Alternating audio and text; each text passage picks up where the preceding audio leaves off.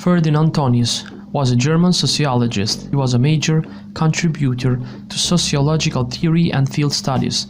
His distinction between two types of social groups, Gemeinschaft and Gesellschaft, is what Tönnies is best known for.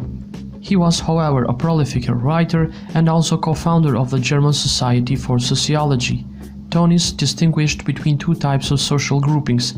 Gemeinschaft, often translated as community, refers to groupings based on feeling of togetherness. Gesellschaft, often translated as society, on the other hand, refers to groups that are sustained by an instrumental goal. Gemeinschaft may be exemplified by a family or neighborhood, Gesellschaft by a joint stock company or estate.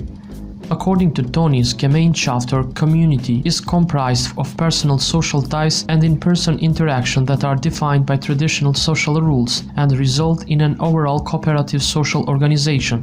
The values and beliefs common to a Gemeinschaft are organized around appreciation for personal ties, and because of this, social interaction are personal in nature.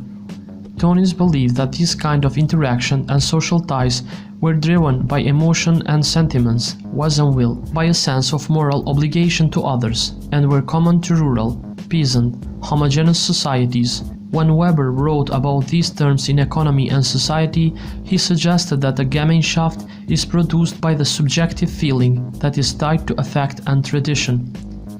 On the other hand, Gesellschaft or society is comprised of impersonal and indirect social ties and interactions that are not necessarily carried out face-to-face. They can be carried out via telegram, telephone, in written form, through a chain of command, etc.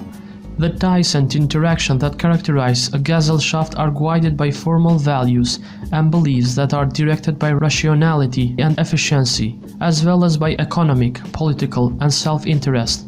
This kind of social organization is common to large-scale modern industrial and cosmopolitan societies that are structured around large organization of government and private enterprise, both of which often take the form of bureaucracies.